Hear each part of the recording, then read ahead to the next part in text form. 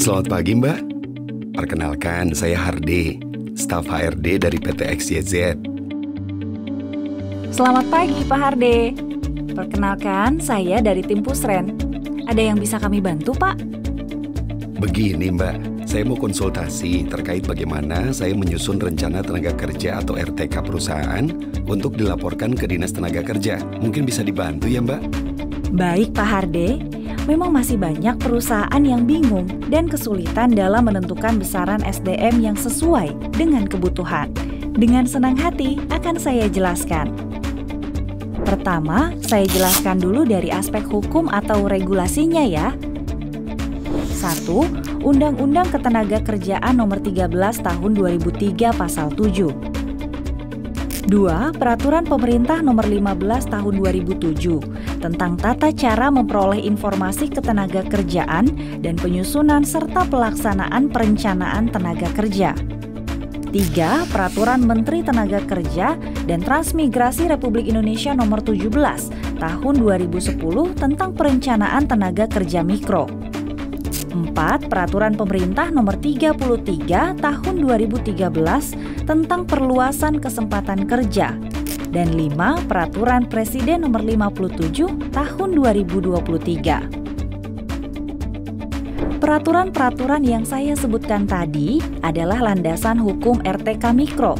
Namun, kami juga punya regulasi yang mengatur bagaimana perusahaan melaporkan RTK perusahaan melalui website, atau yang disebut dengan Wajib Lapor Ketenagakerjaan Perusahaan atau WLKP. Nah, dasar pelaporan WLKP ini tertuang dalam Peraturan Menteri Ketenagakerjaan Nomor 18 Tahun 2017 tentang tata cara wajib lapor ketenagakerjaan di perusahaan dalam jaringan. Lalu, bagaimana sistematika penyusunan laporannya? Terkait aspek kebutuhan SDM, berdasarkan Peraturan Menteri Nomor 17 Tahun 2010 yang mengatur mengenai perencanaan tenaga kerja mikro, maka rencana tenaga kerja mikro paling sedikit memuat A. Persediaan pegawai, B. Kebutuhan pegawai, C. Neraca pegawai, D. Program kepegawaian. Dalam menyusun laporannya, RTK Mikro memiliki sistematika penulisan yang terdiri dari 7 bab, yaitu Bab 1 Pendahuluan, Bab 2 Kondisi perusahaan, Bab 3 Perkiraan dan persediaan pegawai, Bab 4 Perkiraan dan kebutuhan pegawai, Bab 5 Perkiraan dan perencanaan neraca pegawai, Bab 6 Program kepegawaian, Bab 7 Penutup. Mbak Pusren, apa aja sih manfaat kita melapor di WLKP? Manfaatnya banyak, Pak Harde.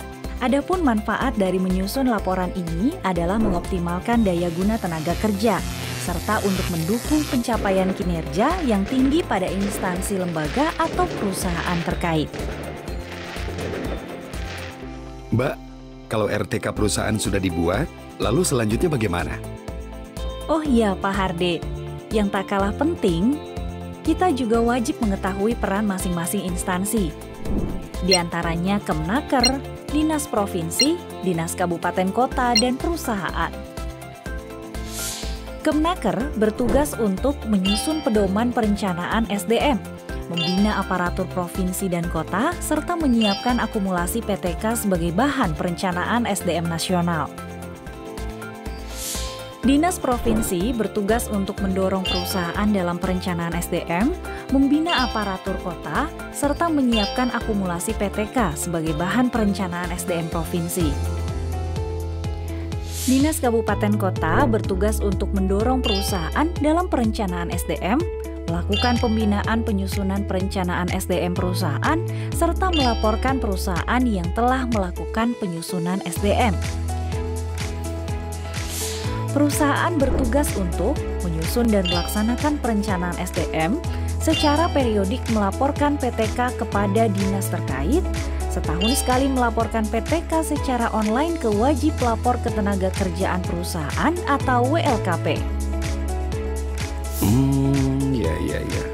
Lalu, bagaimana Mbak cara menyusun laporan per babnya? Jadi, bab 1 dan bab 2 bersifat umum. Bab 1 memuat 1. Gambaran umum perusahaan. 2. Latar belakang perusahaan, sejarah perusahaan, visi, misi. 3. Tujuan perusahaan. 4. Bidang usaha. Sedangkan bab 2 memuat 1. Analisis struktur organisasi dan kepegawaian. 2. Rencana dan target usaha. Bab 3 berisi tahapan untuk perkiraan persediaan SDM yang dapat dianalisis dengan memperhatikan 3 komponen utama, yaitu 1. Inventarisasi pegawai yang mencakup A. Struktur organisasi, B. Uraian tugas seperti nama, jabatan, jenis kelamin, usia, pendidikan, masa kerja, dan sebagainya. C. Dan berbasis jabatan. Pergeseran pegawai yang terdiri dari pergeseran internal dan eksternal. Pergeseran internal adalah bergesernya pegawai dari satu unit ke unit lainnya dan atau bergesernya pegawai dari satu jabatan ke jabatan lainnya dalam satu perusahaan yang terjadi karena promosi, mutasi, atau demosi. Pergeseran eksternal adalah keluar atau masuknya tenaga kerja dari lingkup perusahaan yang terjadi akibat pensiun, pengunduran diri, putus kontrak, maupun rekrutmen.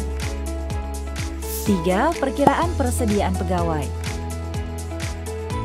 Perkiraan persediaan pegawai atau SDM dihasilkan dari tabel identifikasi pergeseran internal dan eksternal. Mari kita perhatikan tabel ini. Sebagai contoh adalah jabatan manajer. Jumlah awal manajer adalah 1 orang. Terjadi pergeseran eksternal berupa pensiun dan pergeseran internal berupa promosi, sehingga hasil akhir jumlah manajer saat ini adalah 1 orang. Di mana pegawai yang mendapatkan promosi menggantikan manajer yang pensiun. Pergeseran internal bersifat per divisi, sehingga tidak mempengaruhi struktur perusahaan secara keseluruhan.